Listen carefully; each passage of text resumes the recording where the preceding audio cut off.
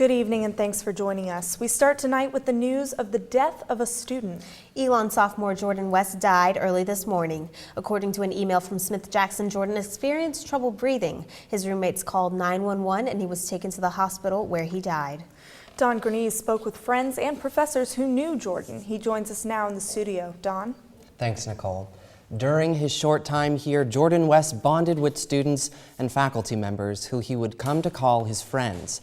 We spoke with some of those people today to get a better idea of what kind of a student Elon lost today.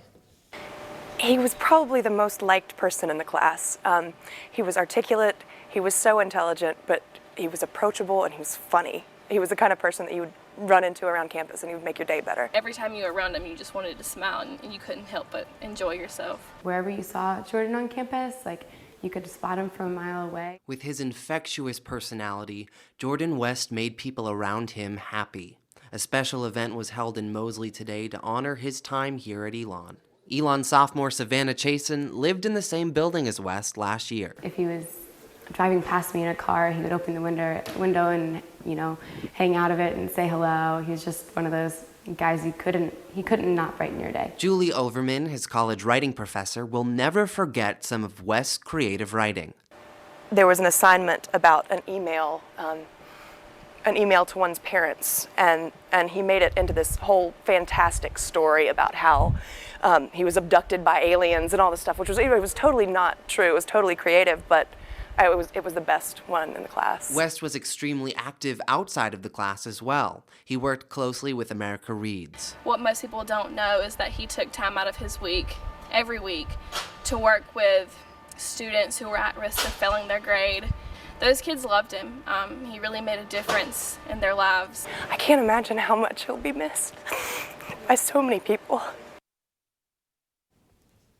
We'll have more on Jordan West's death as information becomes available. Continue checking our website for updates at Phoenix14News.wordpress.com. Phoenix 14 News has been covering Amendment 1 since its start. And this past week, Elon's own SGA voted on a proposition to oppose it. Our Jason Puckett is here with the story. Jason? If Amendment 1 passes, it will legally define marriage as between one man and one woman in the state of North Carolina.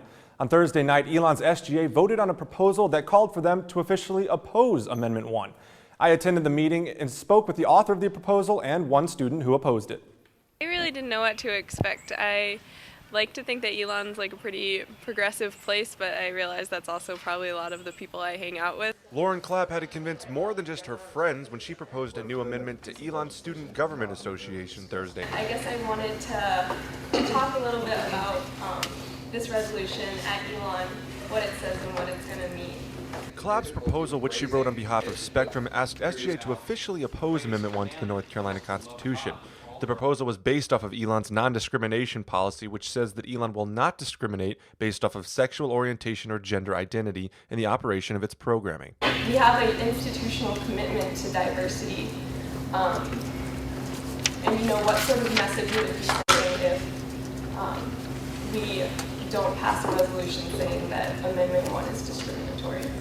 The proposal was met with opposition as students like freshman Austin 4 expressed their concern. So before you cast your vote, please consider the question, what is marriage? And realize that Amendment 1 is not and never was meant to be discriminatory.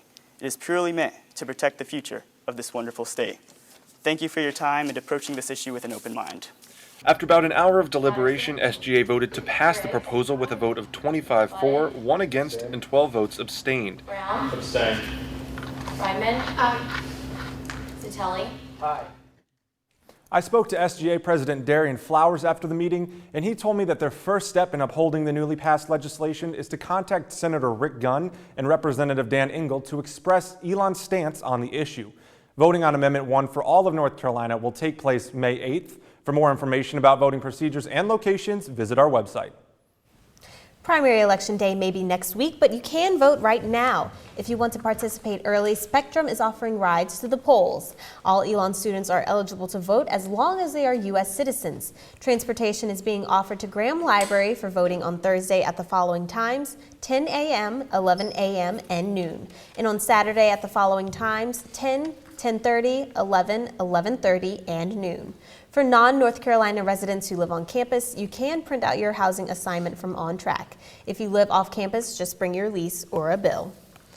The latest Elon poll results are out. North Carolina residents are more likely to have a favorable view of President Obama than Mitt Romney. 49% of respondents have a favorable opinion of the president, while 43% hold unfavorable views of Romney. But 28% say they aren't sure how they feel about the Republican nominee. Residents were also asked about super PACs, organizations that can raise and spend unlimited amounts of money on candidates. 63% say that these should be illegal. Last week, we told you about the numerous car break-ins around campus. Our Brian Mazurski joins us with continuing coverage on the larceny in Elon. Brian? You heard it first on 14. Theft reported in several areas around campus. After last week's report, I had the chance to hear what some students who live in the affected apartment complexes think about the break-ins, including one student who had her items stolen. I've been kind of checking my locks all the time lately, and I'm always rechecking my car door lately. And I kind of had a nightmare about it. Senior Jenna Eisenberg is one of 10 Elon students who had items stolen from their cars since April 13th. Eisenberg lives in Trollinger Apartments where many of the incidents took place.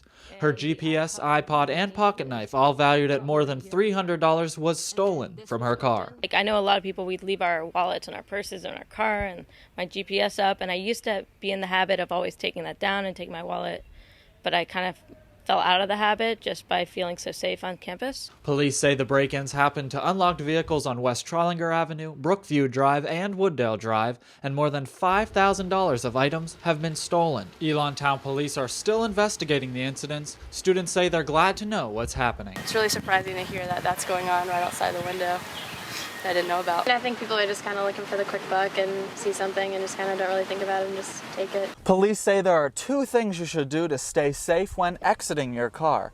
First, be sure to always close your windows and lock your car when leaving. Second, be aware of your surroundings. Elon Town Police says to call them immediately if you see anything suspicious. It takes us 5 minutes to check someone, if we get a call of a suspicious person.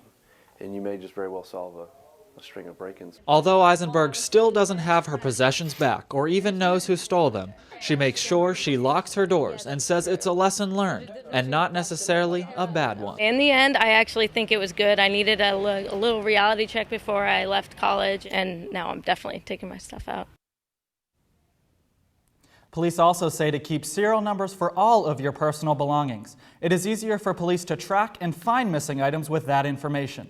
Again, these incidents are still under investigation, and we'll keep you updated if anything develops. Nicole. Thanks, Brian. With summer just a few weeks away, Phoenix 14 has some tips on how to keep your residents safe while you're gone. First, make sure that your house doesn't look deserted. Use a timer that turns your lights on and off to make it look like you're home. Ask friends who are staying for the summer to pick up any mail or packages that come to your house while you're away.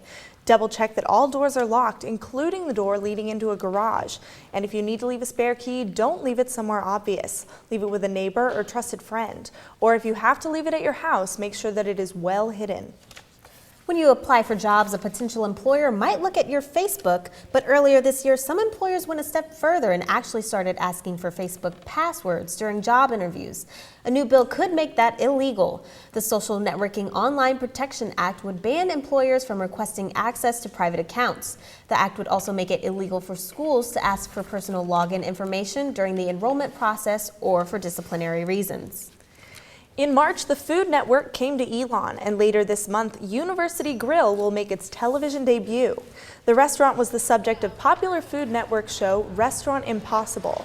The restaurant underwent renovations and a menu change as the show tried to keep the business from failing. The episode will air on May 23rd. Coming up on Phoenix 14 News, one soldier is trying to live a normal life after returning from Iraq with the help of a furry friend. No, the state fair hasn't come early because this carnival is right in the mall. Elon's Frisbee team hosted its biggest tournament this weekend. I'll have more. Jimmy Stevens will have more on the future of the team later in the show.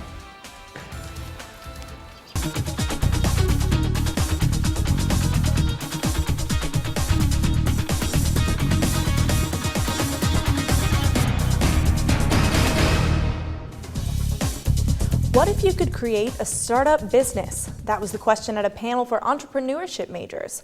The panel had recent college graduates who started their own businesses.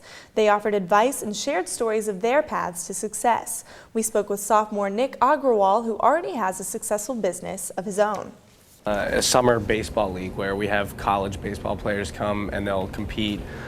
Usually it's for them to gain exposure to Major League Scouts, or to develop as a ball player.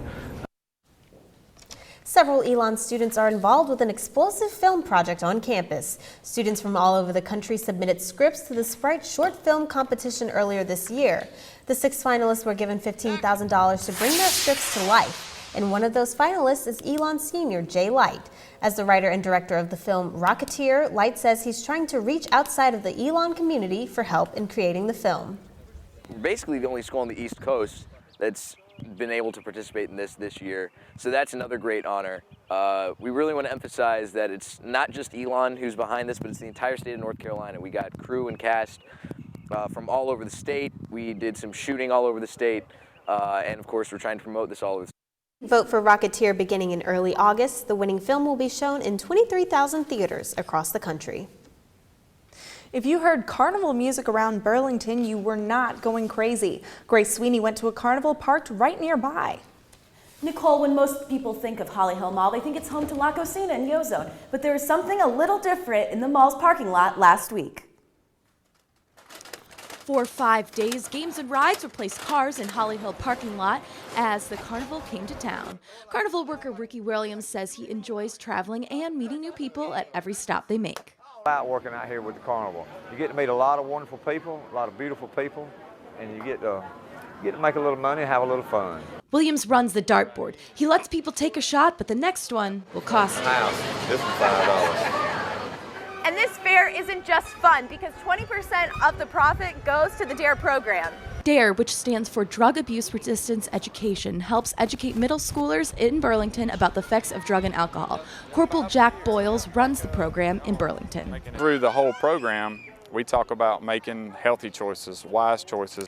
The carnival is a new thing for the DARE program, and Boyle says it brought the community together. Well, it was an idea that came up at our DARE conference. I got to talking with a lot of different DARE officers in the county, and we wanted to do something that promoted awareness of the DARE program that's going on here in our county, along with raising funds for the program. And Williams agrees fundraising like this is a good idea. To help the kids stay off drugs, and that's a good thing. The carnival gave back to the community by giving some screams. Grace Sweeney, Phoenix 14 News. Officer Boyle said he would like for the carnival to become an annual event. Nicole? Thanks, Grace. Elon's Finest, campus's hip-hop dance crew, performed their spring show on Thursday night. The show was free, but the group was collecting donations for the American Cancer Society. The performance featured 7 original dance numbers and appearances by several guest student performers. A search for the next big singer is coming to Greensboro tomorrow. The X Factor is holding open call auditions for its 2nd season. Contestants need wristbands in order to audition, and those bands will be available until 6 a.m. tomorrow. Auditioners will not be allowed to camp out before the night. The prize for a Season 2 winner is a $5 million recording contract with Sony Music, and the auditions will be held at the Greensboro Coliseum at 8 a.m. on Tuesday. Coming up on Phoenix 14 News. Team saddled up and took the reins this weekend. I'll show you more later in the show. Hispanic is thankful for Team Heroes. This weekend, Elon's softball team held a charity game. Find out more about one of the players next.